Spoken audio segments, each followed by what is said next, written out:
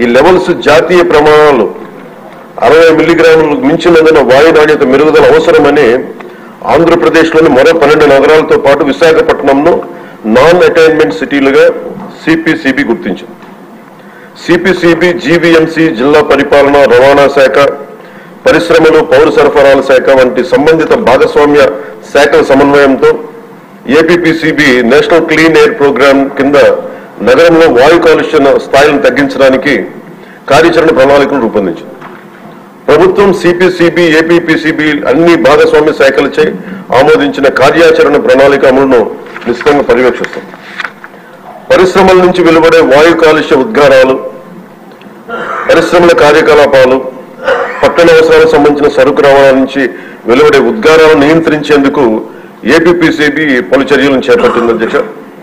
అంతేకాకుండా పరిశ్రమలు ఉత్పత్తి చేసే వ్యర్థ జలాలను శుద్ధి చేయడానికి తగిన సామర్థ్యం కలిగిన ఎఫ్లూయెంట్ ట్రీట్మెంట్ ప్లాంట్లను ఏర్పాటు చేయడానికి ఏపీపీసీబీ పరిశ్రమలను నిశ్చితంగా పర్యవేక్షిస్తున్నది. విశాఖపట్నం నగరం ఉత్పత్తి అయ్యే మురుగునీటిని జీవీఎంసీ నిర్మించిన 5 మేజర్ సువేజ్ ట్రీట్మెంట్ ప్లాంట్స్ ని 13 మినీ ఎస్టీపీలను మళ్లించడంతో పాటు నిర్దేశిత ప్రమాణాలకు అనుగుణంగా ఎస్టీపీ అవుట్లెట్ వద్ద కాలుష్య స్థాయిని పర్యవేక్షించడం ద్వారా నీటి కాలుష్యానికి అవకాశం లేకుండా వీలు కల్పిస్తూ ఉంది. జీవీఎంసీలో ఉత్పత్తి అయ్యే మున్సిపల్ ఘన వ్యర్థాలను వేస్ట్ ఎనర్జీ ప్లాంట్ శుద్ధి చేసి 15 మెగావాట్ల విద్యుత్తును ఉత్పత్తి చేస్తున్నారు అధ్యక్ష. దీనిని కాపులుప్పాడలో జిందాల్ అర్బన్ వేస్ట్ మేనేజ్మెంట్ ఏర్పాటు చేసింది. ఇది బహిరంగ ఘన వ్యర్థాల దహనం మరియు మున్సిపల్ సాలిడ్ వేస్ట్ డిస్పోజల్ సమస్యను తొలగించింది. విశాఖపట్నం నగరంలో కాలుష్య స్థాయిని తగ్గించడానికి మరిన్ని నివారణ చర్యలు చేపట్టడానికి కాలుష్య మూలాలు మరియు సంబంధిత కాలుష్య కారకాలను సవివరంగా గుర్తించడానికి ఒక సోర్స్ అపాయింట్మెంట్ స్టడీని విశాఖపట్నంలో ఆంధ్ర విశ్వవిద్యాలయానికి అప్పగించడం అయింది. ఏపీపీసీబీ ఎప్పటికప్పుడు పరిశ్రమలను పర్యవేక్షిస్తూ వాయు కాలుష్య నియంత్రణ వ్యవస్థలను, వ్యర్థాలను, శుద్ధి వ్యవస్థలను అప్గ్రేడ్ చేసి ఆపరేట్ చేయాలని ఎప్పటికప్పుడు ఆదేశాలను జారీ చేస్తుంది. Real time pollution monitoring systems ద్వారాను మరియు భౌతిక తనిఖీల ద్వారా పరిశ్రమలను ఏపీపీసీబీ పర్యవేక్షిస్తున్నది. ఈ చర్యల యొక్క వివరాలను అనుబంధంగా సభా సమక్షంలో ఉంచడం అయింది. పరిశ్రమల పర్యావరణ ఆడిట్ వ్యవస్థను కూడా ప్రభుత్వం ఏర్పాటు చేయనుంది. పరిశ్రమల్లో పర్యావరణ ఆడిట్ నిర్వహించడానికి భారత ప్రభుత్వం పర్యావరణ మరియు అటవీ మంత్రిత్వ శాఖ 2024 జనవరి 29న ఒక ముసాయిదా నోటిఫికేషన్ జారీ చేసింది. పర్యావరణ సుస్థిరత మరియు పరిశ్రమల వృద్ధికి నిబద్ధతలో భాగంగా పర్యావరణ చట్టాన్ని పాటించేలా చూడటానికి మరియు మెరుగుదల అంశాలను గుర్తించడానికి ఏపీపీసీబీ పరిశ్రమల్లో క్రమం తప్పకుండా పర్యావరణ ఆడిట్ నిర్వహిస్తున్నది.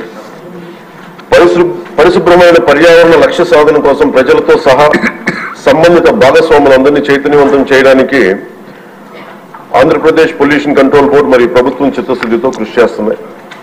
స్వచ్ఛమైన గాలి, స్వచ్ఛమైన నీరు, భవిష్యత్ తరాల శ్రేయస్సు కోసం సురక్షిత పర్యావరణ పద్ధతులతో రాష్ట్రాభివృద్ధి కట్టుబడి ఉన్నాం. ఈ సందర్భంలో ఈ American red Indian chief Seattle, స్థానిక అమెరికన్ చీఫ్ ఆఫ్ సుక్వామిష్ మరియు దువామిష్ ట్రైబ్స్ ఈ కింద విధంగా ఉదహరించిన సందర్భంలో the earth does not belong to man, man belongs to the earth. We don't inherit the earth, but we borrow it from our children. ఆయన మాటలు సమస్త జీవరాశుల పరస్పర అనుసంధానాన్ని, భావితరాల కోసం ప్రకృతి ప్రపంచాన్ని గౌరవించడం, పరిరక్షించడం యొక్క ప్రాముఖ్యత నొక్కి చెప్తున్నాను. Thank you. చాలా ఇంపార్టెంట్ క్వశ్చన్ అండి. మినిస్టర్ గారు కూడా చాలా వివరంగా చెప్పడం జరిగింది. వంశీకృష్ణ గారు, మీరు ఎవరైనా మాట్లాడి సూచన చేయండి సార్, ఏదో కొత్తగా సూచన చేయండి. వివరణ బాగా ఇచ్చారు కాబట్టి టైం పడుతుంది. ధన్యవాదాలు అధ్యక్ష. ఉప ముఖ్యమంత్రులకి ధన్యవాదాలు. ముఖ్యంగా విశాఖపట్నం పోర్ట్ బేస్ చేసుకొని స్థానికంగా కొన్ని కంపెనీలు ఉన్నాయండి, ప్రైవేట్ కంపెనీలు ఉన్నాయి. అలాగే పోర్టు కూడా దాదాపుగా 33 బెర్తులతో విస్తరించి ఉంది. మరి దాన్ని బేస్ చేసుకొని హెచ్పిసిఎల్,